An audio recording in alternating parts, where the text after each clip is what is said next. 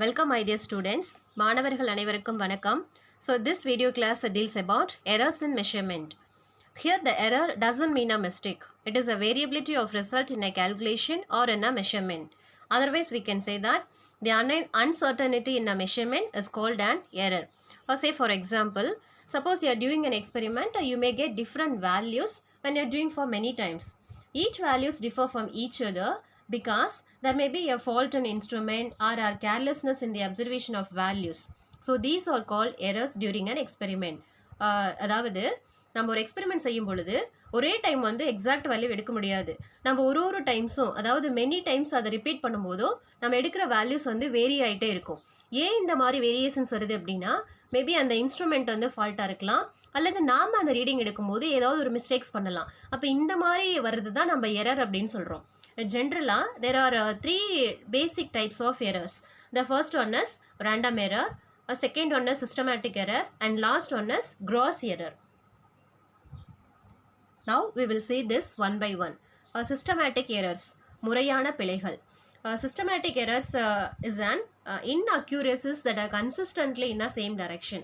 அதாவது இங்கே முறையான பிழைகள் அப்படின்னு சொல்லும்போது நம்ம அந்த எக்ஸ்பெரிமெண்ட் செய்யும் பொழுது அதாவது மேபி பாசிட்டிவ் டைரக்ஷன்ஸ்லேயே நமக்கு அந்த எரர்ஸ் வரலாம், ஆர் அல்லது நெகட்டிவ் டைரக்ஷன்ஸ்லேயே அந்த எரர்ஸ் வந்து ப்ரொடியூஸ் ஆகலாம். இதெல்லாம் எதனால் இந்த மாதிரி நடக்குது அப்படின்னா often due to a problem that persists throughout the experiment. Suppose நம்ம ஒரு எக்ஸ்பெரிமெண்ட் வந்து பிகினிங்லேயே ஒரு கரெக்டான அரேஞ்ச்மெண்ட் இல்லாமல் எடுக்கும்போதோ அல்லது அங்கே யூஸ் பண்ணுற இன்ஸ்ட்ருமெண்ட் வந்து ப்ராப்ளமாக இருந்தாலோ அதோட லாஸ்ட் வரைக்கும் அந்த ப்ராப்ளம் அந்த எரர் வந்து கண்டினியூ ஆகிட்டே இருக்கும். ஸோ இந்த மாதிரி கொண்டு வரது சிஸ்டமேட்டிக் எரர்ஸ். இதில் வந்து ஒரு 5 classifications. First one is instrumental error, and second is imperfections in experimental technique or procedure, and third one personal error, and fourth one is errors due to external causes, and the last one is least count error. So first சொன்னது instrumental error. இது நமக்கு நல்லாவே தெரியும். நம்ம எடுத்துக்கிற ஒரு எக்ஸ்பெரிமெண்ட்டில் இன்ஸ்ட்ருமெண்ட்னா இருக்கிற ப்ராப்ளத்தினால produce ஆகிறது தான் இன்ஸ்ட்ருமெண்ட் எரர். அது மேபி நீங்கள் 10th பண்ண மாதிரி ஒரு ஸ்க்ரூ காஜில் ப்ராப்ளமாக இருந்திருக்கலாம், அல்லது ஒரு ஓம்ஸ்லாம் செய்யும்போது நீங்கள் யூஸ் பண்ணுற அந்த அம்மீட்டர் அல்லது பேட்ரி ஏதாவது ஒரு இன்ஸ்ட்ருமெண்ட் வந்து ஃபால்ட்டாக எடுத்தால் அதனால் எனக்கு ப்ரொடியூஸ் ஆகிறது தான் இன்ஸ்ட்ருமெண்டல் எரர். இந்த எரர் வந்து ரெட்டிஃபை பண்ண என்ன பண்ணணும் அப்படின்னா is corrected by choosing the instrument carefully. நம்ம அந்த எக்ஸ்பெரிமெண்ட்டுக்கு எடுத்துக்கிற இன்ஸ்ட்ருமெண்ட் வந்து ப்ராப்பராக எடுத்தோம் அப்படின்னா இந்த எரர் வந்து ரெட்டிஃபை பண்ணலாம். அடுத்தது இம்பர்ஃபெக்ஷன்ஸ் இன் எக்ஸ்பெரிமெண்டல் டெக்னிக் ஆர் ப்ரொசீஜர். இப்போ இதுக்கே நம்ம எப்படி எடுத்துக்கலாம்னா ஓம்ஸ்லாவை எடுத்துகிட்டு அதோட ப்ரொசீஜர் எப்படி பண்ணணும் அப்படிங்கிறது தெளிவான மைண்ட் இருக்கும்போது நம்ம கரெக்டான ஒரு இனிஷியல் செட்டப் கொடுத்தோம் அப்படின்னா எனக்கு இந்த ஃபால்ட் வந்து இந்த எரர் வந்து அவாய்ட் ஆகும். ஒரு எக்ஸ்பெரிமெண்ட் இப்படி தான் செய்யணும் அப்படிங்கிற ப்ரொசீஜரே இல்லாமல் ஒரு இம்பெர்ஃபெக்ஷனாக அதை வந்து நம்ம செட் பண்ணிட்டோம் அப்படின்னா அதனால் எனக்கு ப்ரொடியூஸ் ஆகிறது தான் இந்த எரர். இதில் இங்கே என்ன கொடுத்துருக்காங்கன்னா while performing experiment with the calorimeter, if there is no proper insulation, there will be a radiation losses. அதாவது ஒரு கலோரிமீட்டரில் வந்து ஒரு கரெக்டான ஹீட் இன்சுலேஷன் இல்லை அப்படின்னா எனக்கு அந்த ஹீட் வந்து லாஸ் ஆகும். அப்போ அங்கே இன்சுலேஷன் இருக்குது அப்படிங்கிறதையே நம்ம கன்சிடர் பண்ணாமல் எக்ஸ்பெரிமெண்ட் செய்கிறோம் அப்படின்னா எனக்கு இதெல்லாம் எந்த கேட்டகரியில் போகுது அப்படிங்கும்போது செகண்ட் ஒன்னில் போகும். அடுத்து தேர்டு பர்சனல் எரர். இது தனிப்பட்ட ஒருவர்னால ப்ரொடியூஸ் ஆகிற எரர்ஸ். இப்போ அதாவது நம்மளோட கேர்லெஸ்னஸ்னால எரர் வந்து ப்ரொடியூஸ் ஆகுது அப்படிங்கிறதெல்லாம் இந்த கேட்டகரியில் வந்துடும். இங்கே எப்படி இருக்குது பாருங்கள். This may be due to incorrect initial setup of experiment or carelessness of the individual making the observation due to improper precautions. So அது எப்படி செய்யணும் அப்படின்னா ஃபஸ்ட்டு நம்மளுக்கு ஒரு தெளிவான ஐடியா இருந்து அதுபடி அந்த எக்ஸ்பெரிமெண்ட்டை நம்ம செய்யும் பொழுது இந்த பர்சனல் எரர் வந்து அவாய்ட் பண்ணிக்கலாம். அடுத்து error due to external causes. இப்போ ஃபஸ்ட்டு வந்து இன்ஸ்ட்ருமெண்ட்னால எரர் வந்தால் எப்படி இருக்குன்னு சொன்னோம். செகண்ட் வந்து அது கரெக்டான அரேஞ்ச்மெண்ட் இல்லைனா எப்படி எரர் வரும்னு சொன்னோம். அண்ட் தேர்டு வந்து நம்ம ஒரு அப்சர்வர்னால எந்த மாதிரி எரர் வரும் அப்படின்னு சொன்னோம். இப்போ இது எல்லாம் தாண்டி நம்ம ஒரு ஓம்ஸில் பண்ணிகிட்டு இருக்கோம்னு வைங்களேன். இப்போ திடீர்னு வந்து பவர் சப்ளை வந்து எனக்கு பவர் கட் ஆகுது. பவர் கட் ஆச்சுன்னா அங்கே எனக்கு எரர் ப்ரொடியூஸ் ஆகும். இந்த பவர் கட் ஆகுறதுங்கிறது அங்கே இருக்கிற இன்ஸ்ட்ருமெண்ட்னாலேயோ அப்சர்வர்னாலேயோ கிடையாது. இது வந்து ஒரு எக்ஸ்டர்னல் காசஸ்னால ப்ரொடியூஸ் ஆகுறது. அது வந்து நம்ம கண்ட்ரோலில் இல்லை. அப்போ அந்த மாதிரி ஒரு புற காரணினால எனக்கு எரர் ப்ரொடியூஸ் ஆகுது அப்படின்னா these belongs to external causes.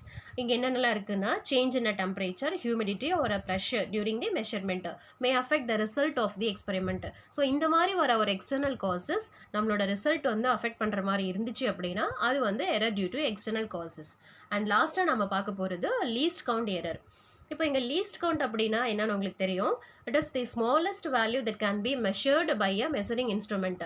அதாவது ஒரு ஆப்ஜெக்டோட மெஷர்மெண்ட்டு ரொம்ப ஸ்மாலஸ்ட்டாக எந்த ஒரு டிவைஸ் வந்து மெஷர் பண்ணி கொடுக்குதோ that is called least count. இப்போ இந்த லீஸ் கவுண்ட்னால எரர் எப்படி ப்ரொடியூஸ் ஆகும் அப்படின்னு பார்க்கும்போது, சப்போஸ் எனக்கு வந்து மைக்ரோ செகண்ட்ஸில் ஒரு டைம் வந்து கால்குலேட் பண்ண சொல்லி கேட்குறாங்க. நாம் என்ன பண்ணுறோம், நார்மல் கிளாக் வந்து யூஸ் பண்ணுறோன்னு வைங்களேன். நார்மல் கிளாக்கில் லீஸ்ட் கவுண்ட் அப்படின்னா எதுக்கு போகும், அதாவது மேக்ஸிமம் ஹார்ஸில் இருக்கும், அதுக்கப்புறம் மினிட்ஸு, கடைசி செகண்டு. ஸோ இந்த நார்மல் கிளாக்கில் செகண்டு தான் லீஸ்ட் கவுண்ட்டு. ஆனால் நமக்கு கேட்டிருக்கிறது மைக்ரோ செகண்டு. இப்போ மைக்ரோ செகண்டு வேணும் அப்படிங்கும்போது நீங்கள் நார்மல் கிளாக்கை யூஸ் பண்ணிங்கன்னா உங்களுக்கு லீஸ்ட் கவுண்ட்டில் எரர் வந்து ப்ரொடியூஸ் ஆகும். சரியா? அப்போ என்ன பண்ணணும், ஒரு ப்ராப்பர் அதாவது ஹை ப்ரிசிஷன் இன்ஸ்ட்ருமெண்ட்டை யூஸ் பண்ணும்போது we can avoid this like problems. Okay, and then இப்போ இதெல்லாம் வந்து சிஸ்டமேட்டிக் எரரில் கொடுத்த subdivisions, instrument error, imperfection in experimental technique, and third வந்து பர்சனல் எக்ஸ்டர்னல் காசஸ், அண்ட் லாஸ்ட்டாக லீஸ் கவுண்ட்டு. அடுத்தது நம்ம பார்த்த அந்த மெயின் கேட்டகரியில் செகண்டாக பார்க்க போகிறது ரேண்டம் எரர்ஸ். அதோட ஹெட்டிங்லேயே இருக்கு பாருங்கள், ரேண்டம் அப்படின்னு சொல்கிறோம். அப்போது இதனால தான் இந்த எரர் வந்து ப்ரொடியூஸ் ஆகுது அப்படின்னா நம்மளால் ப்ரிடிக்ட் பண்ண முடியாது. It may be external causes or carelessness or maybe an instrument. இந்த மாதிரிலாம் நமக்கு எரர் ப்ரொடியூஸ் ஆகுது அப்படின்னா these are belongs to random errors. சரியா? இப்போ இங்கே எப்படி கொடுத்துருக்காங்க பாருங்கள். Random errors may be arise due to random and unpredictable variations in experimental conditions like a pressure, temperature, voltage supply, etc. Error may also be due to a personal errors by an observer who performs the experiment. Okay, sometimes these random errors may also called a chance error. இதனால தான் வருதுன்னு தெரியாது இல்லையா, அதனால் இது எப்படி சொல்லலாம்னா வாய்ப்பு பிழைகள் அப்படியோனா எடுத்துக்கலாம். ஸோ இந்த மாதிரி எரர்ஸ் வந்து நம்ம ரெட்டிஃபை பண்ணோம் அப்படிங்கும்போது என்ன பண்ணோம்னா, just we have to take a arithmetic mean of this trials. நம்ம எடுக்கிற அந்த டிஃப்ரெண்ட் வேல்யூஸ்க்கு அரித்மெட்டிக் மீன் எடுக்கும்போது we can rectify this like problems. இப்போ இங்கே கொடுத்துருக்கிற ஃபார்முலா பாருங்கள் எப்படி இருக்குன்னு. If n number of trials are taken in an experiment and the readings are A1, A2, A3 up to AN. இப்போ இந்த நம்ம அதாவது எடுத்த ட்ரையல் வந்து என் வரைக்கும் ட்ரையல்ஸ் எடுத்திருக்கோம். என் வரைக்கும் எடுத்த ட்ரையல்ஸுக்கு அரித்மெட்டிக் மீன் எடுக்கும்போது we can get the true value of this experiment. அந்த அரித்மெட்டிக் மீன் அப்படிங்கிறது எப்படி இருக்கு பாருங்க. Just we have to add all these trials and then divided by the number of trials. So கடைசி நமக்கு ரிசல்ட் எப்படி இருக்கும், AM is equal to A1 plus A2 plus A3 plus etc up to AN divided by N. இப்போ இந்த மாதிரி நிறைய நம்ம plus எடுத்துகிட்டு போகிறோம் இல்லையா, அதை சிம்பிளாக மேக்ஸில் எப்படி சொல்லலாம்னா சம்மேஷன் அப்படின்னு சொல்லலாம். அப்போ அந்த சம்மேஷன் அப்படிங்கிற சிம்பிளை யூஸ் பண்ணும்போது இங்கே அரித்மெட்டிக் மீனுக்கு ஃபார்முலா எப்படி போகும், AM is equal to 1/n summation of AI, வேறு I is equal to 1 to n. இங்கே I அப்படிங்கிறது n நம்பர் ஆஃப் ட்ரையல்ஸ் அப்படிங்கிறத ரெப்ரசன்ட் பண்ணுறோம். ஸோ யூஸ்வலி இந்த அரித்மெட்டிக் மீன் எடுக்கிறது தான் ஒரு ஃபிசிக்கல் குவான்டிட்டியோட ட்ரூ வேல்யூவை கொண்டு வர ஒரு பெஸ்ட்டு பாசிபிள் மெத்தட். ஓகே, சரி. இப்போ இது வரைக்கும் அதாவது எரரில் 3 டைப்ஸ்ன்னு சொன்னால் ஃபஸ்ட்டு சிஸ்டமேட்டிக்கு, செகண்ட் வந்து நம்ம எடுத்தது what type of error, random errors. இது வரைக்கும் இப்போ சொல்லியிருக்கோம். அடுத்து நம்ம தேர்டாக பார்க்க போகிறது க்ராஸ் எரர். இப்போ க்ராஸ் எரர் அப்படிங்கிறது மொத்த பிழைகள் அப்படின்னு சொல்லலாம். இப்போ இந்த க்ராஸ் எரர் அப்படிங்கிறது மேக்ஸிமம் எதனால் வருது அப்படின்னா due to the carelessness of the observer. நம்மனால யார் எக்ஸ்பெரிமெண்ட் செய்கிறாங்களோ அவங்கனால ப்ரொடியூஸ் ஆகிறது தான் இந்த க்ராஸ் எரர். ஸோ நம்மனால தான் இந்த எரர் வந்து ப்ரொடியூஸ் ஆகுதுன்னா இது என்னென்ன மாதிரி கொண்டு வரலாம், ஒரு 4 காசஸில் இந்த எரர் வந்து மேபி ப்ரொடியூஸ் ஆகலாம். என்னென்ன மாதிரி இதனால் இந்த எரர் வரும் அப்படின்னு பார்க்கும்போது ஃபஸ்ட்டு பாருங்கள், reading and instrument without setting it properly. இப்போ இதுக்கு எக்ஸாம்பிள் சொல்லணுன்னா இதனோட ப்ரீவியஸ் கிளாஸில் பேரலாக்ஸ் எரர் வந்து உங்களுக்கு சொல்லியிருந்திருப்பாங்க. அதாவது ஒரு ஸ்க்ரூ கார்ஜ்லேயோ அல்லது ஒரு அம்மீட்டர் வோல்ட்மீட்டர் இந்த மாதிரி டிவைஸில் நம்ம ரீடிங் வந்து மென்ஷன் பண்ணும்போது நம்ம ரீடிங் பார்க்குற அந்த டிவைஸும் நம்மளோட ஐஸும் எக்ஸாக்டாக சேம் லைனில் இருக்கணும்.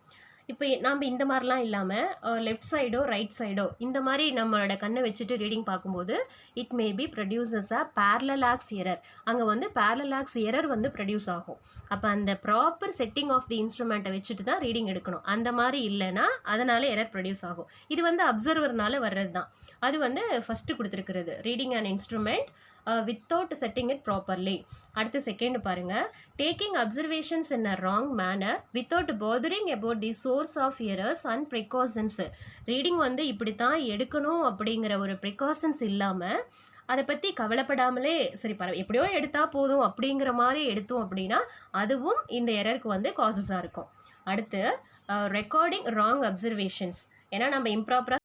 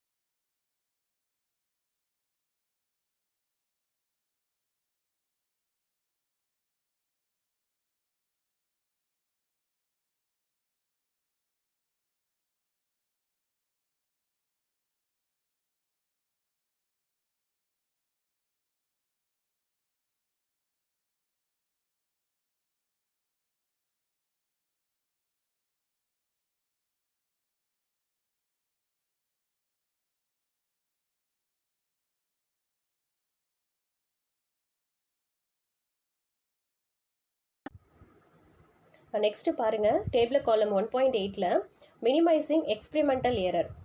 ஒரு சில எக்ஸ்பெரிமெண்டல் எரரை எப்படி மினிமைஸ் பண்ணலாம் அப்படின்னு கொடுத்துருக்காங்க. அதில் ஃபஸ்ட்டு கொடுத்துருக்கிறது ரேண்டம் எரர், செகண்ட் வந்து சிஸ்டமேட்டிக் எரர். இப்போ ரேண்டம் எரருக்கு என்ன எக்ஸாம்பிள் கொடுத்துருக்காங்கன்னா, ஒரு ரிங்கோட மாஸ் வந்து 3 டைம்ஸு கால்குலேட் பண்ணுறாங்க பை யூஸிங் அ பேலன்ஸ். ஒரு டைமும் பாருங்கள் டிஃப்ரெண்ட் வேல்யூஸ் வந்து கிடைக்குது. கொடுத்துருக்கிறது 3 டிஃப்ரெண்ட் வேல்யூஸ். ஸோ இந்த மாதிரி எனக்கு டிஃப்ரெண்ட் வேல்யூஸ் வருது அப்படின்னா இந்த எரரை எப்படி மினிமைஸ் பண்ணலாம் அப்படின்னு பார்க்கும்போது நிறைய டேட்டா எடுத்துகிட்டு அதிலிருந்து ஆவரேஜ் வேல்யூ எடுத்தால் மினிமைஸ் பண்ணலாம், அல்லது ஸ்டாட்டிஸ்டிக்கல் அனாலிசிஸ் மூலமாக இதை வந்து மினிமைஸ் பண்ணலாம். இப்போ ஸ்டாட்டிஸ்டிக்கல் அனாலிசிஸ் அப்படின்னா என்னென்னா, எஃப்சை ஃபார் எக்ஸாம்பிள் நம்ம ஓம்ஸ்லலாம் பண்ணோம் இல்லையா, ஓம்ஸ்லால ட்ரையல் அப்படின்ட்டு ஒரு 5 ரீடிங்ஸ் எடுப்போம். எடுத்து அந்த 5 or 6 ரீடிங்ஸுக்கும் நம்ம கிராஃப் வந்து ட்ரா பண்ணணும். ஏன்னா VI அதுக்கு வந்து கிராஃப் ட்ரா பண்ணும்போது ஒரு 6 பாயிண்ட்ஸ் நீங்கள் வந்து அந்த கிராஃபில் நோட் பண்ணிவிட்டு அது கடைசியாக பார்க்கும்போது எக்ஸாக்டாக ஒரு 4 பாயிண்ட்ஸ் வந்து ஸ்ட்ரைட் லைன் வர மாதிரி இருக்கும். ஒரு 2 பாயிண்ட்ஸ் வந்து கொஞ்சம் டீவியேட் ஆன மாதிரி இருக்கும். நம்ம ஆல்மோஸ்ட் எது ஸ்ட்ரைட் லைனுக்கு வருதோ அதை மட்டும் எடுத்துகிட்டு கொஞ்சம் டீவியேட் ஆனது வந்து ஒமிட் பண்ணியிருப்போம். ஸோ இந்த மாதிரி கொண்டு வர்றது தான் ஸ்டாட்டிஸ்டிக்கல் அனாலிசிஸ். ஓகேவா? இந்த மாதிரி பண்ணோன்னா அந்த ரேண்டம் எரரை மினிமைஸ் பண்ணலாம். செகண்ட் பாருங்கள் சிஸ்டமேட்டிக் எரர். இந்த சிஸ்டமேட்டிக் எரர் எப்படி தான் வருது அப்படிங்கிறது ஃபஸ்ட்டு ஃபைண்ட் அவுட் பண்ணுறது கொஞ்சம் டிஃபிகல்ட்டாக இருக்கும். ஸோ அந்த மாதிரி இருக்கும்போது இதுக்கு ஸ்டாட்டிஸ்டிக்கல் அனாலிசிஸ் கொடுக்க முடியாது. ஏன் அப்படின்னா இந்த கொடுத்துருக்குற எக்ஸாம்பிள்ஸில் பாருங்கள், இந்த டெய்லர்ஸ் எல்லாம் யூஸ் பண்ணுவாங்க இல்லையா, லென்த்து மெஷர் பண்ணுறதுக்கு இந்த கிளாத்து மெஷர் பண்ணுற டேப்பு, அது வந்து ரொம்ப நாள் யூஸ் பண்ணதுனால என்ன ஆகிடுச்சு, ஸ்ட்ரெச் அவுட் ஆன மாதிரி இருக்குது. அப்போது ஏற்கனவே அது ஸ்ட்ரெச் அவுட் ஆனதுனால அதோட லென்த்து வந்து ரொம்ப அதிகமாக இருந்திருக்கும். ஸோ அந்த டேப்பை யூஸ் பண்ணி நீங்கள் எந்த ஒரு ஆப்ஜெக்டோட லென்த்தை மெஷர் பண்ணாலும் 1 or 2 ஹை வேல்யூஸாக இருக்கும். ஸோ எல்லாமே ஹை வேல்யூஸாக இருக்கும்போது ஒரு ஸ்டாட்டிஸ்டிக்கல் அனாலிசிஸ் வந்து இங்கே அப்ளை பண்ண முடியாது. ஓகே, அப்போ இதனோட பேசிக் என்ன தான் இதோட ப்ராப்ளத்தோட சோர்ஸ் ஃபைண்ட் அவுட் பண்ணுறது கஷ்டமாக இருக்கும். இப்போ இதை ரெட்டிஃபை பண்ண என்ன பண்ணணும் அப்படின்னா, just we have to use the proper instrument while measuring the object. Okay, that's all. இது 2 விஷயம் தான் இந்த டேபிள் காலத்தில் கொடுத்துருக்குறது. நெக்ஸ்ட்டு நம்ம பார்க்க போகிறது 1.6.3 எரர் அனாலிசிஸ். அதில் first one absolute error. The magnitude of difference between the true value and the measured value of a quantity is called absolute error. அதாவது ஒரு ஃபிசிக்கல் குவான்டிட்டியோட ட்ரூ வேல்யூக்கும் நம்ம மெஷர் பண்ண வேல்யூக்கும் இடையில் இருக்கிற டிஃப்ரென்ஸ் தான் அப்சல்யூட் எரர். இப்போ suppose நம்ம ஏங்கிற ஃபிசிக்கல் குவான்டிட்டியோட ட்ரூ வேல்யூ கேல்குலேட் பண்ணுறதா எடுத்துக்கலாம். அதுக்கு எப்படி எடுத்துக்கிறாங்க, if A1, A2, A3 up to AN are the measured value of a quantity A in an experiment performed n times. நம்ம இது எவ்வளோ ட்ரையல் எடுத்திருக்கோம்னா n ட்ரையல் எடுத்து A குவான்டிட்டிக்கு ட்ரூ வேல்யூ பார்க்க போகிறோம். So then the arithmetic mean of these values is call true value. இப்போ இந்த ட்ரையலுக்கு எல்லாமே அரித்மெட்டிக் மீன் எடுத்தோன்னா எனக்கு கிடைக்கிறது true value. So that arithmetic mean or true value of a quantity A is equal to A1 plus A2 plus A3 plus etc. up to AN divided by N. இது வேறு எப்படி சொல்லலாம், இந்த மாதிரி நிறைய ஒரு குவான்டிட்டி வந்து ஆட் பண்ணிகிட்டே போகிறத சம்மேசன்னு சொல்லலாம். ஸோ அப்படி சொல்லும்போது AM is equal to 1 by N summation of AI where I is equal to 1 to N. இப்போ இந்த மாதிரி எடுத்த ஒரு ட்ரூ வேல்யூக்கு அப்சல்யூட் எரர் வந்து எப்படி கொடுக்குறது அப்படிங்கும்போது the absolute error in measured value is given by del A1 ரெண்டு பக்கம் அந்த கொடுத்துருக்க லைன் எப்படி சொல்லலாம்னா மேக்னிடியூட் அப்படின்னு சொல்லலாம். So magnitude of del A1 is equal to magnitude of a difference between the true value and the measured value. AM is true value and A1 is measured value. In the same manner, magnitude of del A2 is equal to magnitude of AM minus A2 up to இது n value வரைக்கும் வரும். So ஒரு என்கிற ஏங்கிற physical குவான்டிட்டிக்கு நான் true value கொண்டு வரணும் அப்படிங்கும்போது அது நிறைய ட்ரையல்ஸ் எடுத்து அது அரித்மெட்டிக் மீன் எடுத்தேன்னா அது ட்ரூ வேல்யூ. இதுக்கு வந்து டிஃப்ரென்ஸ் பார்க்கும்போது எனக்கு என்ன கிடைக்குதுன்னா அப்சல்யூட் எரர் வந்து கிடைக்குது. அடுத்து செகண்டு மீன் அப்சல்யூட் எரர். இந்த அப்சல்யூட் எரர் பார்த்தோம் இல்லையா, அதுக்கு அரித்மெட்டிக் மீன் எடுத்தோன்னா என்ன கிடைக்கும், மீன் அப்சல்யூட் எரர் கிடைக்கும். சரியா? இப்போ இந்த இடத்த பாருங்கள், del AM is equal to magnitude of del A1 plus magnitude of del A2 plus magnitude of del A3 plus etc. up to magnitude of del AN divided by n, which is equal to 1 by n summation of magnitude of del AI where I is equal to 1 to n. அதாவது இந்த மேக்னிடியூடுக்கு meaning என்ன, maybe அதோட அந்த error வந்து பாசிட்டிவாகவும் இருக்கலாம் நெகட்டிவாகவும் இருக்கலாம். அதுதான் இந்த ரெண்டு பக்கம் போடுற அந்த லைன் மேக்னிடியூடுக்கு மீனிங். இங்கே நம்ம ப்ளஸும் சொல்ல போகிறதில்ல மைனஸும் சொல்ல போகிறதில்ல, எது வேணாலும் இருக்கலாம், மேபி பாசிட்டிவ் ஆர் நெகட்டிவ். இப்போ லாஸ்ட்டாக பாருங்கள், ஏஎம் அப்படிங்கிறது ட்ரூ வேல்யூ, டெல் ஏஎம் அப்படிங்கிறது மீன் அப்சல்யூட் எரர். ஸோ இப்போ நம்ம எடுத்துக்கிட்ட அந்த ஏங்கிற ஃபிசிக்கல் குவான்டிட்டியோட மேக்னிடியூடு எது எதுக்கும் இடையில இருக்கலாம் அப்படிங்கும்போது AM plus del AM and AM minus del AM, இந்த ரெண்டு வேல்யூஸ்க்கு இன்பிட்வீனில் ஏங்கிற ஃபிசிக்கல் குவான்டிட்டியோட வேல்யூ இருக்கும். அடுத்து பாருங்கள்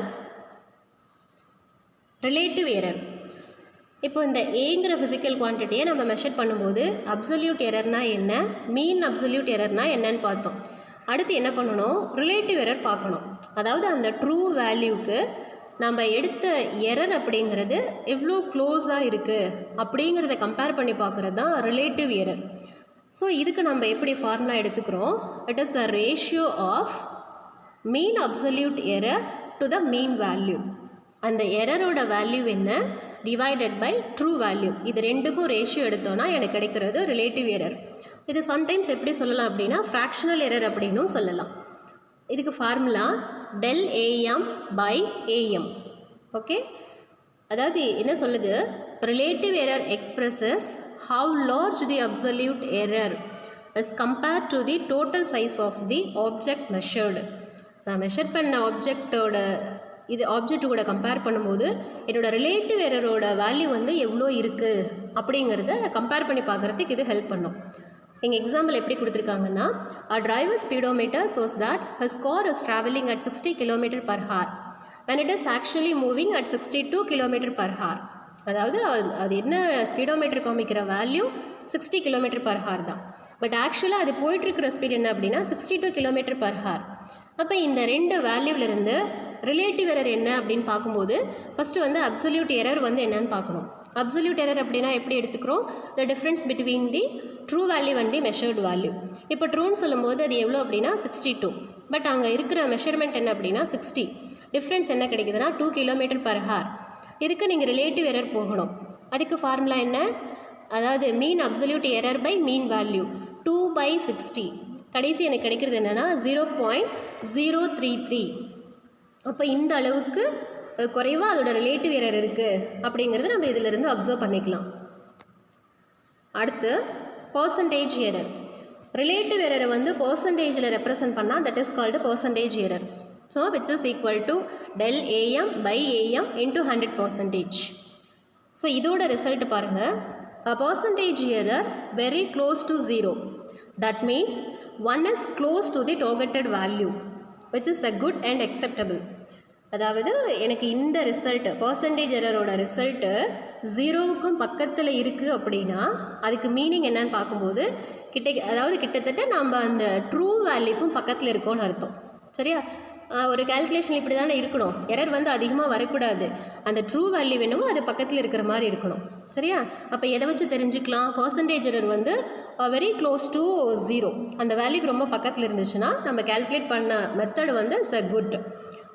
அண்ட் தென் நெக்ஸ்ட் பாருங்கள், it is always necessary to understand whether error is due to impression of equipment used or a mistake in the experimentation. அதாவது ஒரு கேல்குலேஷனில் அல்லது ஒரு எக்ஸ்பெரிமெண்டேஷனில் எரருங்கிறது எதனால் வந்தது அப்படின்னு நம்ம தெரிஞ்சிருக்கணும், நமக்கு புரிஞ்சிருக்கணும்.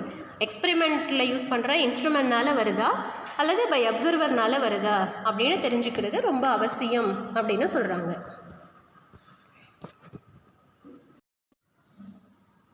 நெக்ஸ்ட்டு இந்த எரர் அனாலிசிஸ்க்கு ரெலவெண்ட்டாக கொடுத்துருக்க example some 1.4. In a series of successive measurement in an experiment, the readings of the period of oscillation of a simple pendulum were found to be 2.63 second, 2.56 second, 2.42 second, 2.71 seconds and 2.80 second. Calculate the mean value of the period of oscillation. Second, the absolute error in each measurement. Third, the mean absolute error. And fourth, the relative error. And last, the percentage error. Express the result in proper form. Simple pendulum உங்களுக்கு தெரியும் இல்லையா, அதாவது gravity of earth small ஜியோட value வந்து calculate பண்ணலாம். So அதுக்கு நம்ம use பண்ணுற ஒரு டிவைஸ் தான் சிம்பிள் பெண்டுலம். இந்த சிம்பிள் பெண்டுலம் நம்ம இதுக்கப்புறம் வர லெசன்ஸில் படிப்போம். அதில் பீரியட் ஆஃப் ஆசிலேஷன்ஸ் வந்து கொடுத்துருக்கான். அதாவது ஒரு கம்ப்ளீட் ஆசிலேஷன்ஸ்க்கு அதை எடுத்துக்கிற டைம் வந்து பீரியட் ஆஃப் ஆசிலேஷன் ஒரு 2 and fro மோஷனை கம்ப்ளீட் பண்ணி கொடுக்கணும்.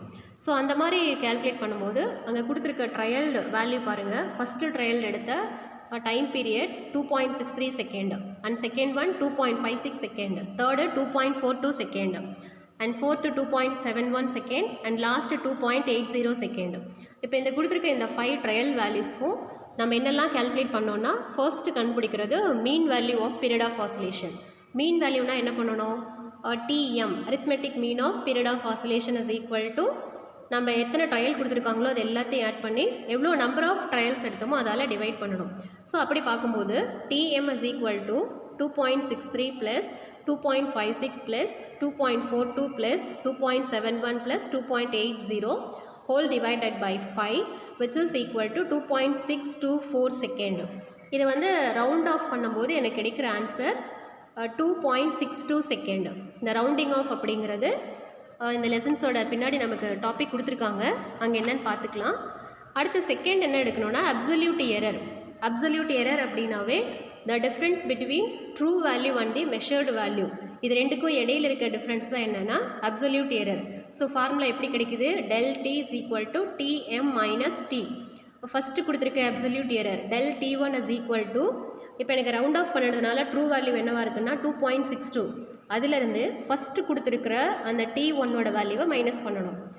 So 2.62 minus 2.63 which is equal to magnitude போடும்போது உங்களுக்கு ப்ளஸ்ஸோ மைனஸ் எதுவும் இருக்காது. மேக்னிடியூடு இல்லாமல் சொன்னோன்னா ப்ளஸ்ஸாக மைனஸான மென்ஷன் பண்ணணும்.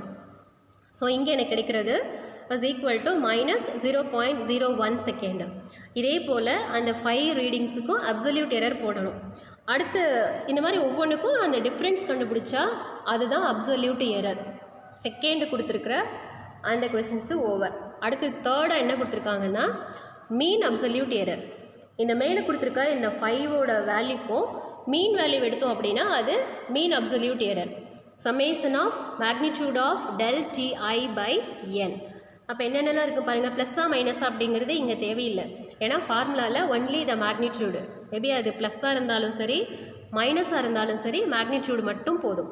ஸோ அப்போ என்னாகும் பாருங்கள், 0.01 plus 0.06 plus 0.20 plus 0.09 plus 0.18 whole divided by 5 which is equal to 0.108 second.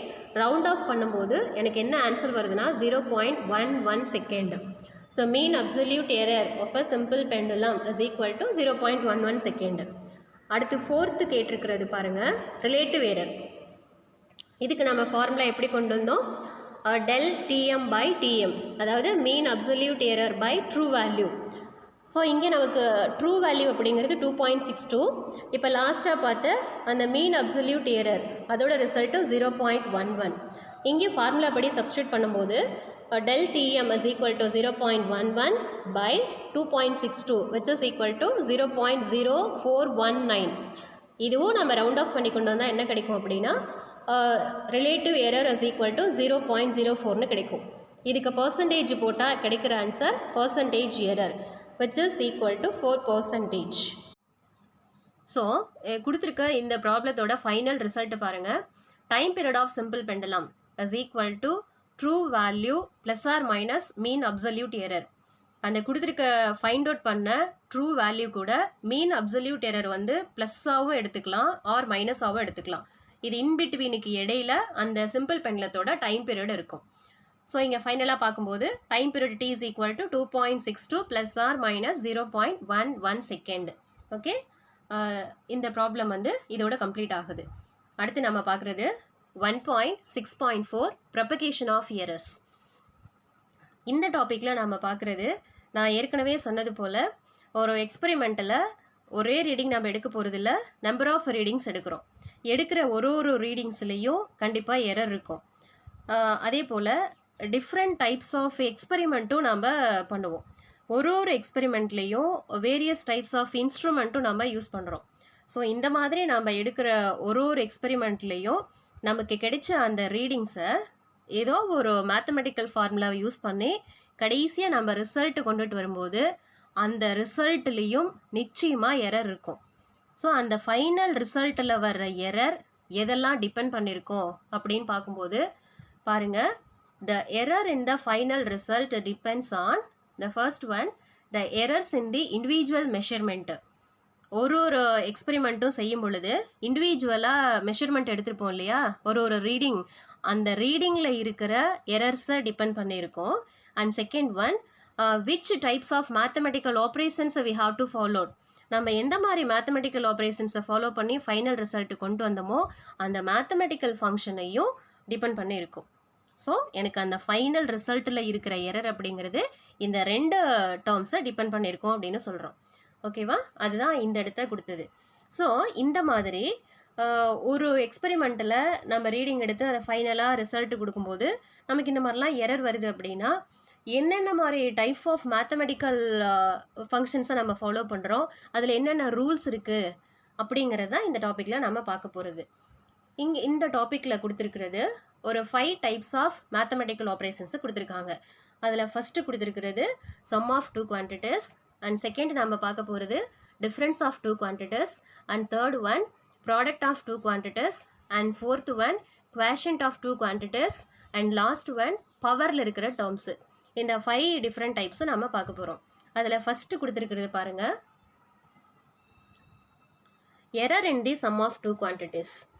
ஒரு 2 குவான்டிட்டியை வந்து நான் மெஷர் பண்ணி அது 2க்கும் சம்மப் எடுக்கும்போது நாம் எந்த மாதிரி ரூல்ஸை ஃபாலோ பண்ணணும் அப்படிங்கிறத இதில் பார்க்க போகிறோம். இதில் என்ன இருக்குது பாருங்கள், அதாவது நம்ம ஃபஸ்ட்டு எடுத்துக்கிற physical quantity A, second physical quantity B. Quantity ஏவை மெஷர் பண்ணும்போது நமக்கு கிடைக்கிற absolute error del A, and while measuring the quantity B the absolute error is del B. Okay, இப்போ ஏவை மெஷர் பண்ணால் அதில் வர்ற அப்சல்யூட் எரர் del A, பியை மெஷர் பண்ணும்போது அதில் வர்ற absolute error del B. So இந்த மாதிரி 2 குவான்டிட்டிலே 2 எரர் வந்து நமக்கு கிடைச்சிருக்கு. இது ரெண்டுலேருந்து measured value of A is equal to true value plus or minus absolute error, and second measured value of B is equal to true value of the quantity B plus or minus absolute error of that quantity del B. ஓகேவா, இப்போ இந்த 2 குவான்டிட்டியை நம்ம sum up பண்ணுறோம். Sum up பண்ணும்போது என்ன பண்ணணும், just வந்து add பண்ணணும். ஆட் பண்ணும்போது என்ன ஆகும், A + B, A + B 2 quantity add பண்ணும்போது நிச்சயமாக நமக்கு தேர்டாக ஒரு குவான்டிட்டி கிடைக்கும் இல்லையா, அதை நம்ம எப்படி கன்சிடர் பண்ணிக்கிறோம், Z அப்படின்னு கன்சிடர் பண்ணுறோம். சரியா, so Z is equal to A + B. இப்போ அந்த நம்ம சம்மப் பண்ணும்போது எனக்கு ஒரு ஃபைனல் குவான்டிட்டி கிடைக்கும் இல்லையா, அதுலேயும் எரர் இருக்கும் தானே. அப்போ அந்த ஜெட்டோட எரர் என்ன அப்படின்னா del Z. ஓகேவா, அதுதான் அடுத்து கொடுத்துருக்கிறது பாருங்கள். The error del Z in Z is given by, இப்போ ஏலேயும் எரர் இருக்குது, பிலேயும் எரர் இருக்குது, 2யும் ஆட் பண்ண ஜெட்லேயும் எரர் இருக்குது. இப்போ இது எல்லாத்தையும் சேர்த்து நம்ம எழுதும்போது எப்படி எழுதலாம்னா Z plus or minus del Z is equal to A plus or minus del A plus B plus or minus del B. இப்போ இது அடுத்த ஸ்டெப்பில் என்ன பண்ணுறோன்னா ட்ரூ வேல்யூ 2யும் ஆட் பண்ணிக்கணும், அப்சல்யூட் எரர் 2யும் ஆட் பண்ணிக்கணும். ஸோ 2 குவான்டிட்டியோட ட்ரூ வேல்யூன்னு சொல்லும்போது A ப்ளஸ் B, 2 ஃபிசிக்கல் குவான்டிட்டியோட அப்சல்யூட் எரர் அங்கே பாருங்கள் del Aவுக்கு முன்னாடி ப்ளஸ் ஆர் மைனஸு, டெல் பிக்கு முன்னாடியும் ப்ளஸ் ஆர் மைனஸ். அப்போ இந்த ப்ளஸ் ஆர் மைனஸ் வந்து காமனாக எடுத்துக்கிட்டோன்னா அடுத்தது நமக்கு என்ன கிடைக்கும், டெல் ஏ ப்ளஸ் டெல் பின்னு வரும். இந்த ஸ்டெப் புரியுதா உங்களுக்கு? ஓகே. அடுத்து இதுக்கு அடுத்த ஸ்டெப்ஸ் பாருங்கள். ஏ ப்ளஸ் பி அப்படிங்கிறது நம்ம ஏற்கனவே என்னென்னு எடுத்திருக்கோம், ஜெட்டுன்னு எடுத்திருக்கோம் இல்லையா? ஸோ அந்த ஏ ப்ளஸ் பிக்கு பதிலாக Z plus or minus del A plus del B. ஈக்குவேஷனோட லெஃப்ட் சைடும் ஜெட் ப்ளஸ் டெல் இசட் இருக்குது, ரைட் சைட்லேயும் ஜெட் இருக்குது. அப்போ ரெண்டு சைடும் இருக்கிற ஜெட் வந்து கேன்சல் ஆகிட்டா ஃபைனலாக எப்படி இருக்கும்னா del Z is equal to del A plus del B. இதோட மீனிங் உங்களுக்கு புரியுதா? டெல் இசட் அப்படிங்கிறது அந்த ரெண்டு குவான்டிட்டி வந்து ஆட் பண்ணும்போது கிடைக்கிற அந்த ஃபைனல் ரிசல்ட்டில் இருக்கிற maximum possible error. Del A del B அப்படிங்கிறது இண்டிவிஜுவல் மெஷர்மெண்ட்டில் இருந்த அப்சல்யூட் எரர். இப்போ இதெல்லாம் சேர்த்து சொல்லும்போது எப்படி சொல்லலாம், the maximum possible error in the sum of two quantities is equal to sum of the absolute errors in the individual quantities. Meaning புரிஞ்சிச்சா?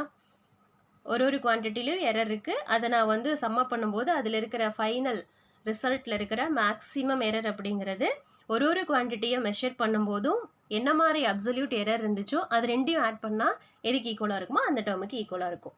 இது வந்து ரெண்டு குவான்டிட்டிஸை நம்ம சம்மப் பண்ணும்போது ஃபைனலாக கிடைக்கிற எரர் வந்து எப்படி எடுத்துக்கணும் அப்படிங்கிறதுக்கு. இந்த கான்செப்டுக்கு ரிலவெண்ட்டாக ஒரு எக்ஸாம்பிள் சம்ஸ் பார்த்தோன்னா இன்னும் கொஞ்சம் ஈஸியாக இருக்கும். நெக்ஸ்ட்டு பார்க்குற example sum 1.5. 2 resistance R1 is equal to 100 plus or minus 3 ohm, R2 is equal to 150 plus or minus 2 ohm are connected in series. What is their equivalent resistance? கொடுத்துருக்க இந்த ப்ராப்ளத்தில் ரெண்டு ரெசிஸ்டன்ஸ் வேல்யூவை கால்குலேட் பண்ணுறோம். First ரெசிஸ்டன்ஸை calculate பண்ணும்போது 100 ஓமில் நமக்கு கிடைக்கிற error 3 ஓம். Second ரெசிஸ்டன்ஸை calculate பண்ணும்போது 150 ஓம். இதில் நமக்கு இருந்த எரர் வந்து 2 ஓம். ஸோ இது ரெண்டும் சீரியஸில் இருந்தால் எஃபெக்டிவ் ரெசிஸ்டன்ஸ் என்னன்னு பார்க்கணும்.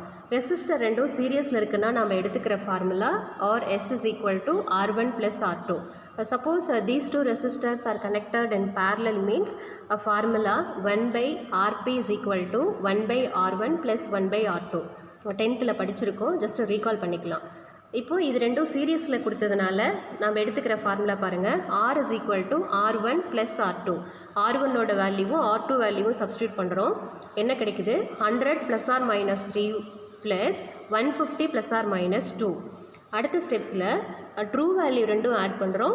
அதுக்கு அடுத்தது ஜீரோ எரர் ரெண்டையும் ஆட் பண்ணுறோம். 150 plus 100 which is equal to 250. 3 plus 2 is equal to 5. So எனக்கு கிடைக்கிற இந்த ஃபைனல் ரிசல்ட்டில் 250 plus or minus 5 ஓம்னு கிடைக்கும். ஸோ அந்த ஃபைனலாக கிடைக்கிற எஃபெக்டிவ் ரெசிஸ்டன்ஸ் மேபி 255 ஓமாகவும் இருக்கலாம், இல்லையா 250லேருந்து 5 மைனஸ் பண்ணும்போது 245ன்னு கிடைக்கும், 245ஆகவும் இருக்கலாம். அப்போ அதோட எரர் ஃபைனல் ரிசல்ட்டில் வர எரர் பாருங்கள், அந்த இண்டிவிஜுவல் குவான்டிட்டியில் வந்த எரர் வந்து சம்மப் பண்ண மாதிரி நமக்கு ஆன்சர் கிடச்சிருக்கு. இதுதான் நம்ம மேலே சொன்ன அந்த கான்செப்ட். ஓகேவா? Next error in difference of two quantities. Let del A and del B be the absolute errors in the two quantities A and B. ஏவை மெஷர் பண்ணும்போது அப்சல்யூட் எரர் del Aன்னு இருக்கும், பியை மெஷர் பண்ணால் del Bன்னு இருக்கும். So ஃபைனலாக measured value of A is equal to A plus or minus del A.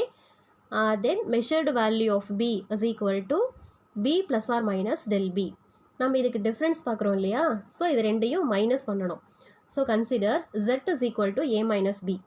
நான் ரெண்டையும் டிஃப்ரென்ஸ் பண்ணும்போது கிடைக்கிற ஃபைனல் ரிசல்ட்லேயும் எரர் இருக்கும், that is del Z. So இந்த இசட்டை மெஷர் பண்ணி கிடைச்சதில் நமக்கு எரருங்கிறது del Z. ஸோ அந்த மெஷர்டு வேல்யூ ஆஃப் Z எப்படி எழுதலாம், Z plus or minus del Zன்னு போடுவோம்.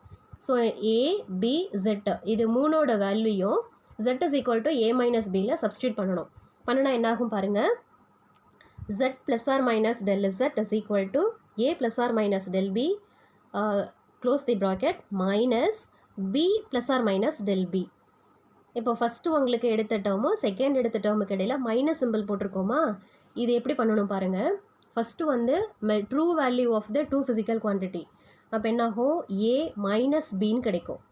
அடுத்து del ஏவையும் செகண்ட் டேர்மில் இருக்க del B இது ரெண்டுக்கும் இடையில் ஒரு மைனஸ் சிம்பிள் இருக்கு இல்லையா, அந்த மைனஸ் சிம்பிள் எடுத்துகிட்டு போய் del பிக்கும் முன்னாடி இருக்கிற ப்ளஸ் ஆர் மைனஸ் கூட இன்ட்டு பண்ணணும். அப்படி இன்ட்டு பண்ணி கொண்டு வரும்போது எப்படி வருது பாருங்கள்.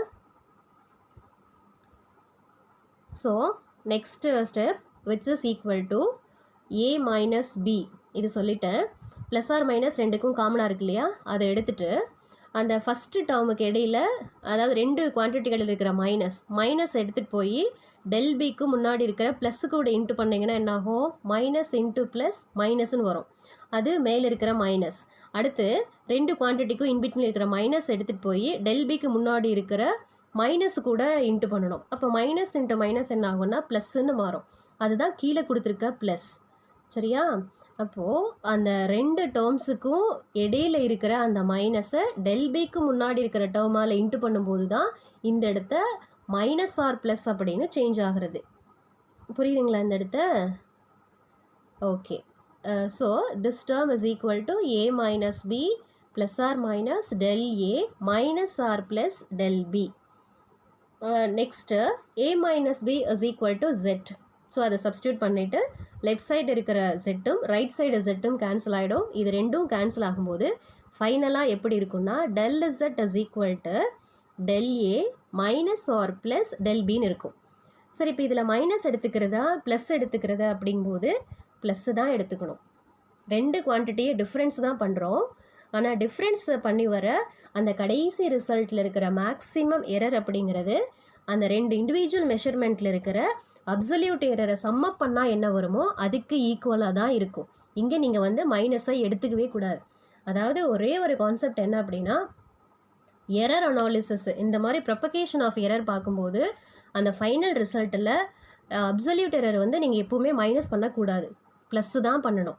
ரெண்டு ஃபிசிக்கல் குவான்டிட்டி நீங்கள் ஆட் பண்ணாலும் சரி, அட் த சேம் டைம் ரெண்டு ஃபிசிக்கல் குவான்டிட்டியை வந்து நீங்கள் டிஃப்ரென்ஸ் பண்ணாலும் சரி, சம்மப்புக்கும் சரி டிஃப்ரென்ஸுக்கும் சரி ரெண்டுக்குமே அந்த ஃபைனல் ஃபார்முலா ஒன்று தான், del a plus del b. இது வந்து ரொம்ப இம்பார்ட்டன்ட், நல்லா மைண்டில் வச்சுக்கணும். ப்ளஸ்ஸுக்கு ப்ளஸ்ஸை போட்டுட்டு மைனஸுக்கு மைனஸ் போட்டுருக்கூடாது. சரியா? கொடுத்துருக்காங்க பாருங்கள் கடைசி result. The maximum error in difference of two quantities is equal to sum of the absolute error in the individual quantities. இதுக்கு முன்னாடி எப்படி இருந்துச்சுன்னா சம்மப்லேயும் ஈக்குவலாக தான் இருக்கும், டிஃப்ரென்ஸ் ஆஃப் டூ குவான்டிட்டிஸுக்கும் எடுத்தாலும் ரெண்டு ரிசல்ட்டும் ஒரே மாதிரி தான் இருக்கும். சரிங்களா? ஸோ இந்த ஃபார்முலா, அதாவது 1.4 அப்படிங்கிற கான்செப்டை அப்ளை பண்ணி கொடுத்துருக்க எக்ஸாம்பிள் சம் 1.6 நல்லா மைண்டில் வச்சுக்கிறது என்ன அப்படின்னா, ஃபைனல் ரிசல்ட்டில் அப்சல்யூட் எரர் ரெண்டையும் மைனஸ் பண்ணக்கூடாது, அது ரெண்டையும் ஆட் பண்ணிக்கணும், அவ்வளோதான் இங்கே. ஸோ இங்கே பாருங்கள், ஃபஸ்ட்டு சம் என்ன பாருங்கள். The temperatures of two bodies measured by a thermometer are T1 is equal to 20 plus 0.5 degrees Celsius and second temperature T2 is equal to 50 plus or minus 0.5 degrees Celsius. Calculate the temperature difference and error therein. இது ரெண்டு டெம்பரேச்சருக்கும் நீங்கள் difference கண்டுபிடிச்சு அதில் எவ்வளோ error அப்படின்னு சொல்லணும். இப்போ சொல்யூஷனில் என்ன பண்ணணும், T1ங்கிறத எழுதியாச்சு, T2ங்கிறத எடுத்தாச்சு. அண்ட் 20 டிகிரி செல்சியஸை மெஷர் பண்ணும்போது மேபி அதில் 0.5 வந்து ப்ளஸ்ஸாகவும் இருக்கலாம் மைனஸாகவும் இருக்கலாம். 50 டிகிரியை மெஷர் பண்ணும்போது 0.5 டிகிரி ப்ளஸ்ஸாகவும் இருக்கலாம் மைனஸாகவும் இருக்கலாம். இப்போ டெம்பரேச்சர் டிஃப்ரென்ஸ் அப்படின்னு பார்க்கும்போது பாருங்கள், ஹையர் இதிலேருந்து லோயர் டெம்பரேச்சரை மைனஸ் பண்ணுறோம். T2 மைனஸ் T1 அப்படின்னு எடுத்துக்கிறோம். T2 என்ன கொடுத்துருக்காங்க, 50 ப்ளஸ் ஆர் மைனஸ் 0.5 மைனஸ் கொடுத்துருக்குற அந்த first one 20 plus or minus 0.5. சரியா? 1.4 இருக்கிற அந்த ஃபார்முலாவை சப்ஸ்டியூட் பண்ணுங்கன்னு சொல்கிறாங்க. ரெண்டு குவான்டிட்டியோட ட்ரூ வேல்யூ அதை மட்டும்தான் மைனஸ் பண்ணணும். மைனஸ் பண்ணும்போது 50 மைனஸ் 20ன்னு இருக்குது. அண்ட் தென் அந்த ரெண்டு அப்சல்யூட் எரருக்கு முன்னாடி இருக்கிற common term plus or minus அதை எடுத்துகிட்டு அப்சல்யூட் எரர் ரெண்டையும் என்ன பண்ணணும், ஆட் பண்ணணும். Okay, 0.5 plus 0.5. ஸோ ஃபைனலாக என்ன ஆகுது பாருங்கள், temperature T is equal to 30 plus or minus 1 அப்படின்னு கிடைக்கும். இது வந்து டெம்பரேச்சருங்கனால டிகிரி செல்சியஸ். ஸோ அந்த ஃபைனல் டெம்பரேச்சர் அப்படிங்கிறது மேபி 31 டிகிரி செல்சியஸாக இருக்கலாம் ஆர் 29 டிகிரி செல்சியஸாக இருக்கலாம். சரியா? அப்போ அந்த அப்சல்யூட் எரராக இருக்கிற 0.5 டிகிரி செல்சியஸை கண்டிப்பாக நம்ம ஆட் பண்ணி தான் கொடுக்கணும். சரிங்களா? ட்ரூ வேல்யூவை மட்டும்தான் மைனஸ் பண்ணணும், அப்சல்யூட் எரரை வந்து ப்ளஸ் பண்ணிக்கணும். இந்த அப்சல்யூட் எரரை ப்ளஸ் பண்ணணும் அப்படின்றது தான் அந்த 1.4ல் கொடுத்துருக்குற இந்த கான்செப்ட். இது உங்களுக்கு தெளிவாக புரிஞ்சுதுன்னா போதும். ஓகே, அடுத்து பாருங்கள், தேர்டு மெத்தட் நம்ம பார்க்க போகிறது error in the product of two quantities. இதுக்கு முன்னாடி சொன்ன மாதிரி தான் ஏ குவான்டிட்டியோட absolute error del A and B குவான்டிட்டியோட absolute error del B. Okay, consider the product. இப்போ அந்த ரெண்டு குவான்டிட்டியும் நம்ம இன்ட்டு பண்ணணும். அப்போ ப்ராடக்ட் பண்ணும்போது z இஸ் ஈக்குவல் டு ஏபின்னு எடுத்துக்கணும். ஜெட்டில் இருக்கிற எரர் என்னவா இருக்கும்? Del is Z. அதாவது ரெண்டு குவான்டிட்டி வந்து இன்ட்டு பண்ணும்போது கிடைக்கிற ரிசல்ட்டு தான் ஜெட்டு. அதுலேயும் எரர் இருக்கும், அது டெல் இஸ் ஜெட்டாக எடுத்துக்கணும். சரிங்களா? So z is equal to AB. ஒரு டேர்ம்ஸையும் இங்கே சப்ஸ்டியூட் பண்ணுறோம். பாருங்கள், ஜெட்டில் இருக்கிற எரர் என்னது? z plus or minus del is Z is equal to measured value of ஏங்கிறது a plus or minus del A into b plus or minus del B. இப்போது இங்கே நம்ம ப்ராடக்டை எடுத்துக்கிட்டோம் அப்படின்னு சொல்லும்போது இதில் இருக்கிற ஒரு டேர்ம்ஸை இன்ட்டு பண்ணி எடுத்துக்கணும். அது ட்ரூ வேல்யூவாக இருந்தாலும் சரி, அப்சல்யூட் எரராக இருந்தாலும் சரி, எல்லாமே மிக்சடில் வந்து நான் இன்ட்டு பண்ணி எடுக்கணும். ஸோ ஃபஸ்ட்டு வந்து ட்ரூ வேல்யூ ரெண்டையும் இன்ட்டு பண்ணால் என்ன ஆகும்? ஏபி. அடுத்தது பாருங்கள், ஃபஸ்ட்டு டேர்மில் இருக்கிற ஏ, செகண்ட் டேர்மில் இருக்கிற டெல் பி, இது ரெண்டையும் நான் இன்ட்டு பண்ணேன்னா ஏ இன்ட்டு டெல் பி. எல்லாத்துக்கும் காமனாக ப்ளஸ் ஆர் மைனஸ் தான். சரியா?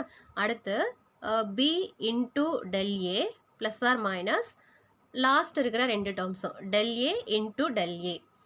சரிங்களா? இப்போ இது ரெண்டு இன்ட்டு பண்ணும்போது நமக்கு எப்படி கிடைச்சிருக்கு பாருங்கள், AB plus or minus A into del B plus or minus B into del A plus or minus del A into del B. அடுத்து நம்ம இந்த ஃபைனல் ரிசல்ட்டு கொண்டு வரதுக்காக தான் கீழே இருக்க அடுத்த ஸ்டெப்பை ஃபாலோ பண்ண போகிறோம். என்ன பண்ணுறோன்னா, ஈக்குவேஷனோட லெஃப்ட் சைடு வந்து ஜெட்டால் டிவைட் பண்ணணும், ரைட் ஹேண்ட் சைடு வந்து ஏபியால் டிவைட் பண்ணணும். சரிங்களா? ஈக்குவேஷனோட லெஃப்ட் சைடு நீங்கள் ஒரு டேர்மையும் ஜெட்டால் டிவைட் பண்ணுங்க. அப்போ என்ன ஆகும் பாருங்கள், z by z plus or minus del z by z. இது வந்து left hand side equal to right hand side பாருங்கள். ஃபஸ்ட் இருக்கிற டேர்ம் ஏபி, நான் டிவைட் பண்ணுறதும் ஏபி. ஸோ ஒவ்வொன்றுக்கும் அப்படியே பார்க்கலாமா? AB by AB plus or minus A into del B by AB plus or minus B into del A by AB plus or minus del A into del B by AB. Left hand side பாருங்கள், z by z ரெண்டும் cancel ஆகிட்டு 1ன்னு இருக்கும். 1 plus or minus del z by z. ஒரு step வந்து skip பண்ணியிருக்காங்க, அதுதான் நான் சொல்லிட்டேன், ஃபாலோ பண்ணிக்கோங்க. சரியா? Is equal to AB by AB. Right hand side first step ரெண்டும் ஏபியாக இருக்கும், அது ரெண்டும் கேன்சல் ஆகிட்டா 1ன்னு இருக்கும். 1 ப்ளஸ் ஆர் மைனஸ் செகண்ட் இதில் கீழே ஏபி இருக்குது, நியூமரேட்டரில் ஏ இருக்குது. ஸோ அந்த ஏ கேன்சல் ஆகும்போது del B by B plus or minus இதில் எது கேன்சல் ஆகும்? பி கேன்சல் ஆகும். ஸோ ரிமைனிங் இருக்கிறது del A by A plus or minus இதில் டிவைட் பண்ணுறதுக்கு, அதாவது கேன்சல் பண்ணுறதுக்கு டேர்ம்ஸ் இல்லை, ஸோ இருக்கிறது அப்படியே எடுத்துக்கணும். Del A by A into del B by B. Okay, இந்த ஸ்டெப்ஸ் உங்களுக்கு புரியும்னு நினைக்கிறேன். சரி, இப்போ இதுலேயும் பாருங்கள், ஈக்குவேஷனோட லெஃப்ட் சைடும் ரைட் சைடு 1 இருக்குது. இந்த 1ங்கிற டேர்மும் ரெண்டு பக்கம் கேன்சல் ஆகும். ஸோ இந்த கேன்சல் பண்ணுறதுக்காக தான் நம்ம வந்து லெஃப்ட் ஹேண்ட் சைடு ஜெட்டாலையும் ரைட் ஹேண்ட் சைடு வந்து ஏபியாலையும் டிவைட் பண்ணோம். சரியா? இப்போ அந்த 1 வந்து கேன்சல் ஆகும்போது ரிமைனிங் வந்து இருக்கிறத எப்படி எடுத்துக்கணும் அப்படின்னு பார்க்கும்போது பாருங்கள், நமக்கு ஒரு சின்ன டேர்ம்ஸ் கொடுத்துருக்காங்க. Del A by A del B by B or both small quantities. இப்போது இதில் டெல் ஏங்கிறது என்னென்னா, ஏவை மெஷர் பண்ணினதோட அப்சல்யூட் எரரு அது எப்போவுமே ரொம்ப ரொம்ப கம்மியாக தான் இருக்கும். அதே போல் பியை மெஷர் பண்ணும்போது கிடைச்ச அப்சல்யூட் எரர் தான் டெல் பி, அதனோட வேல்யூவும் ரொம்ப ஸ்மாலர் வேல்யூவாக தான் இருக்கும். ஸோ அந்த டிவைடில் இருக்கிற ரெண்டு டேர்ம்ஸும் ஹையர் குவான்டிட்டி, பட் நியூமரேட்டரில் இருக்கிற டெல் ஏவாக இருந்தாலும் சரி, டெல் பியாக இருந்தாலும் சரி, அது ரெண்டுமே ரொம்ப ரொம்ப ஸ்மாலர் குவான்டிட்டியாக இருக்கும். இப்போ நார்மலாகவே ஒரு லோ வேல்யூவை ஒரு ஹை வேல்யூவால் டிவைட் பண்ணும்போது நம்ம கிடைக்கிற ரிசல்ட்டும் ரொம்ப ரொம்ப லோ வேல்யூவாக தான் இருக்கும். சரிங்களா? ஸோ இந்த கான்செப்டை ஃபாலோ பண்ணும்போது del A by A into del B by B, இதை ரெண்டையும் நான் இன்ட்டு பண்ணும்போது கிடைக்கிற result is very low value. அந்த ஒரு லோ வேல்யூவை நம்ம இந்த கேல்குலேஷனை கொண்டுட்டு வர்றதுக்கு ஜஸ்ட்டு நெக்லெக்ட் பண்ணிடலாம் அப்படின்னு சொல்கிறாங்க. ஓகேவா? ஸோ மேலே எடுத்த அந்த டேர்ம்ஸில் கடைசி இருக்கிற டேர்ம்ஸை நம்ம நெக்லெக்ட் பண்ணுறோம். ஏன் அப்படின்னா அது ரெண்டையும் இன்ட்டு பண்ணால் எனக்கு கிடைக்கிற ஆன்சர் ரொம்ப ரொம்ப கம்மியாக இருக்கும். ஸோ அந்த ஒரு லோ வேல்யூ எடுத்து நம்ம கேல்குலேஷன் போடுறதுக்கு பதிலாக just we can neglect the term. Okay, so the final or the maximum fractional error in Z.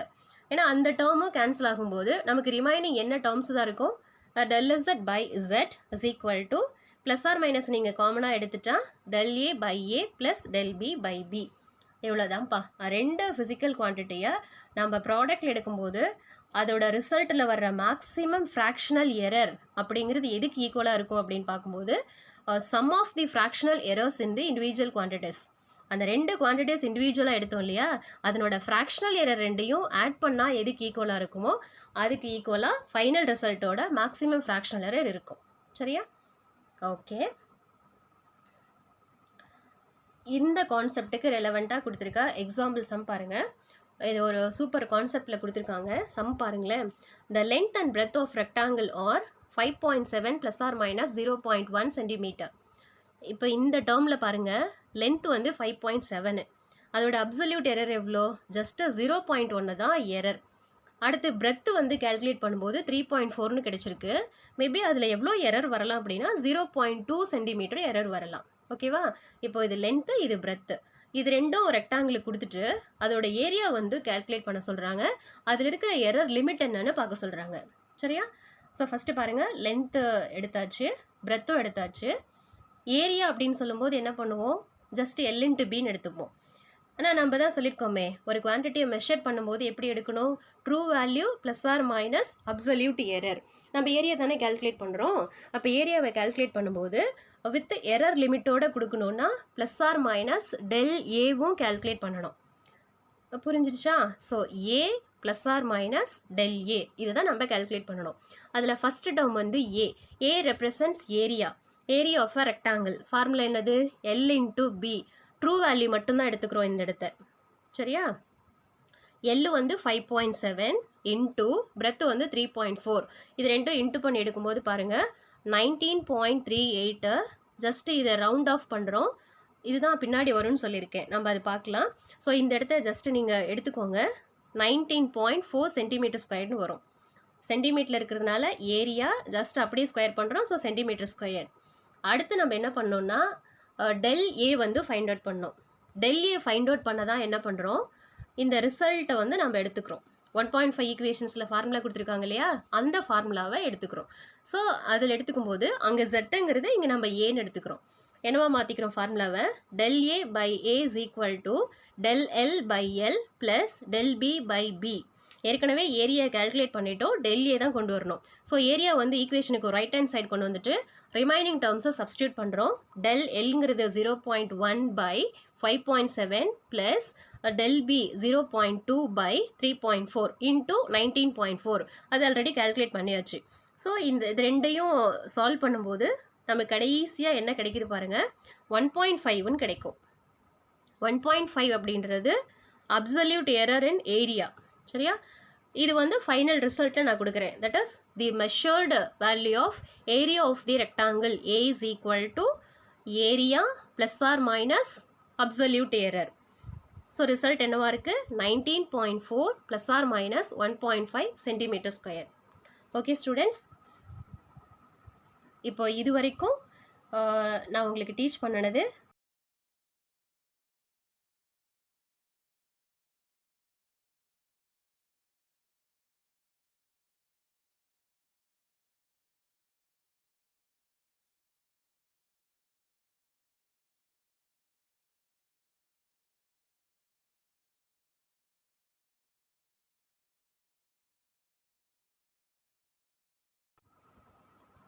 now for Tamil medium students 1.6.2 அளவீடு செய்தலில் பிழைகள். ஒரு இயற்பியல் அளவை வந்து அளவீடு செய்யும் பொழுது ஏற்படுற துல்லியமற்ற தன்மை தான் பிழை அப்படின்னு சொல்கிறோம். அப்போது இந்த மாதிரி ஒரு இயற்பியல் அளவு வந்து அளவீடு செஞ்சு கடைசி கொண்டு வரும்போது என்னென்ன வகையான பிழைகள் ஏற்படலாம் அப்படின்னு சொல்லும்போது பொதுவாக 3 வகையான பிழைகள்: முறையான பிழைகள், முறையற்ற பிழைகள், மொத்த பிழைகள். முறையான பிழைகள் அப்படிங்கிறது அந்த ஆய்வோட ஆரம்பத்தில் என்ன தவறு வருதோ அதை கருத்தில் எடுத்துக்காம நம்ம போகும்போது கடைசி வரைக்கும் அந்த எரர் வந்து கண்டினியூ ஆகிட்டே இருக்கும். ஸோ இந்த மாதிரி இருக்கிற முறையான பிழைகளில் என்னென்ன சப்டிவிஷன்ஸ் இருக்குது அப்படின்னு பார்க்கும்போது கருவி பிழைகள், பரிசோதனையின் குறைபாடுகள் அல்லது செய்முறையின் குறைபாடுகள், தனிப்பட்ட பிழைகள், புற காரணிகளால் ஏற்படும் பிழைகள், மீச்சிற்றளவு பிழைகள். ஃபஸ்ட்டு கொடுத்துருக்க அந்த கருவி பிழைகள் பாருங்கள். நம்ம ஒரு ஆய்வுக்கு எடுத்துக்கிற கருவி சரியான முறையில் இல்லை அப்படின்னா அதனால் வர்ற பிழைகள் கருவி பிழைகள். அடுத்தது பரிசோதனையின் குறைபாடுகள் அல்லது செய்முறையின் குறைபாடுகள். ஸோ இந்த சோதனையை வந்து இப்படித்தான் செய்யணும், இந்த மாதிரி அந்த எக்ஸ்பெரிமெண்ட்டுக்கு தேவையான அந்த இன்ஸ்ட்ருமெண்ட் எல்லாம் ப்ராப்பராக செட் பண்ணணும் அப்படிங்கிற ஒரு கவனத்தை நம்ம கருத்தில் எடுத்துக்கல அப்படின்னா அதனால் வர்ற பிழைகளும் இந்த வகையில் சேரும். அடுத்து தனிப்பட்ட பிழைகள். இது வந்து அந்த சோதனை யார் செய்கிறாங்களோ அவங்களோட கவனக்குறைவால் நடக்கிறது தான் தனிப்பட்ட பிழைகள். 4வதாக கொடுத்துருக்கிறது புறக்காரணிகளால் ஏற்படும் பிழைகள். அதாவது புறச்சூழல், அதாவது ஒரு வெப்பநிலை, அழுத்தம், ஈரப்பதம், இதனால் வந்து ஒரு ப்ராப்ளம் வருது அப்படின்னா அது நம்ம கண்ட்ரோலில் இருக்காது.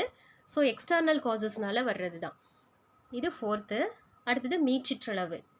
அதாவது கரெக்டான இந்த மீச்சிற்றளவில் தான் நமக்கு அளவீடு வேணும் அப்படிங்கும்போது அதுக்கு தகுந்த அளவீட்டு முறையை பயன்படுத்தணும்.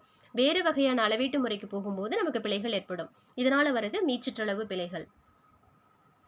அடுத்தது அந்த பொதுவான பிரிவில் 2வதாக கொடுத்துருக்கிறது ஒழுங்கற்ற பிழைகள். இது எப்படி வேணாலும் வரலாம். மேபி புறச்சூழ்நிலையாக இருக்கலாம், ஆய்வகம் யார் அந்த சோதனையை செய்கிறாங்களோ அவங்களால இருக்கலாம், அல்லது அங்கே இருக்கிற கருவிகள்னால் கூட இருக்கலாம். அதனால தான் இது என்ன சொல்கிறாங்கன்னா வாய்ப்பு பிழைகள், சான்ஸ் எரர் அப்படின்னு சொல்கிறாங்க.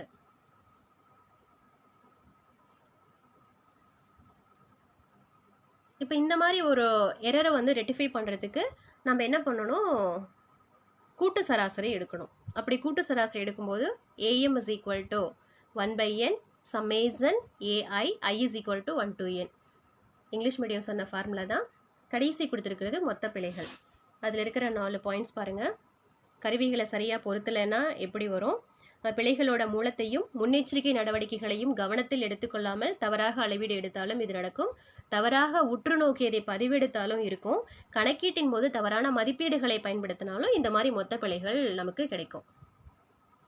அடுத்தது சோதனை முறை பிழைகளை வந்து எப்படி குறைக்கலாம் அப்படிங்கிறது. ஃபஸ்ட்டு ஒழுங்கற்ற பிழைகள், அதற்கான எடுத்துக்காட்டு, அதனை குறைக்கும் வழிமுறை. அடுத்து முறையான பிழைகள், அதற்கு ஒரு எடுத்துக்காட்டு, அதை குறைக்கும் வழிமுறை. அடுத்ததா பிழை பகுப்பாய்வு, எரர் அனாலிசிஸ். இதில் தனிப்பிழைனா என்ன, நம்ம எடுத்துக்கிற அந்த இயற்பியல் அளவு ஏ தான், ஏவை மெஷர் பண்ணும்போது நம்பர் ஆஃப் ரீடிங்ஸ் எடுத்து அதுக்கு கூட்டு சராசரி எடுக்கிறோம். கூட்டு சராசரி தான் அந்த அளவோட உண்மை அளவீடு அப்படின்னு சொல்கிறோம். அதாவது பிழை அப்படின்னாவே உண்மையான மதிப்பிற்கும் அளவிடப்பட்ட மதிப்பிற்கும் இடையே உள்ள வேறுபாடு தான், difference between true value and measured value. அடுத்தது அந்த அளவிடப்பட்ட மதிப்போட தனிப்பிழைகள் அப்படின்னா எப்படி எடுக்கணும், modulus of del A1 is equal to அதனோட உண்மையான அளவீடு மைனஸ் அளவிடப்பட்ட அளவீடு, இந்த மாதிரி ஒவ்வொன்றுக்கு எடுக்கிறோம். அடுத்ததான் தனிப்பிழைக்கு சராசரி கண்டுபிடிக்கணும், அது சராசரி தனிப்பிழை. நெக்ஸ்ட்டு ஒப்பீட்டு பிழை. ஒப்பீட்டு பிழை அப்படின்னு சொல்லும்போது எடுக்கிற ஃபார்முலா சராசரி தனிப்பிழை பை சராசரி மதிப்பு, del AM by AM. 4th விழுக்காட்டு பிழை. விழுக்காட்டு பிழை அப்படின்னு சொல்லும்போது அது மேலே பார்த்த அந்த ஃபார்முலா கூட இன்ட்டு 100%, இதை வந்து இன்ட்டு பண்ணிக்கணும். ஸோ இதுக்கு மேலே நம்ம பார்த்த அந்த பிழை பகுப்பாய்வுக்கு கொடுத்துருக்க ஒரு எடுத்துக்காட்டு சம்மு, அதனோட தீர்வு,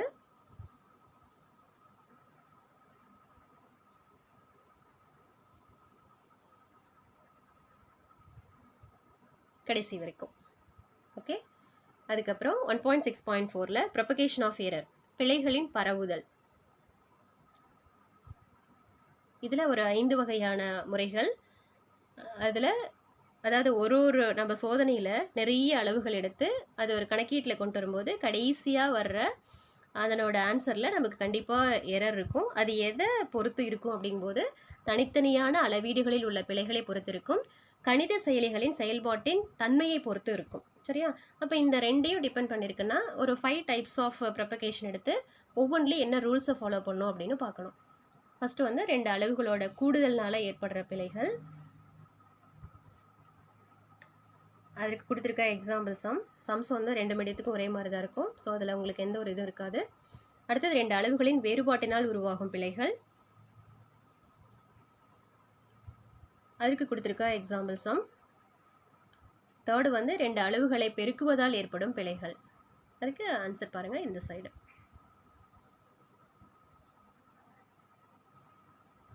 அதுக்கு ரெலவெண்ட்டாக கொடுத்துருக்க எக்ஸாம்பிள்ஸும் அதனோட result. Okay. So students, up to this, I hope you all understood what I am teaching. Okay. Thank you students.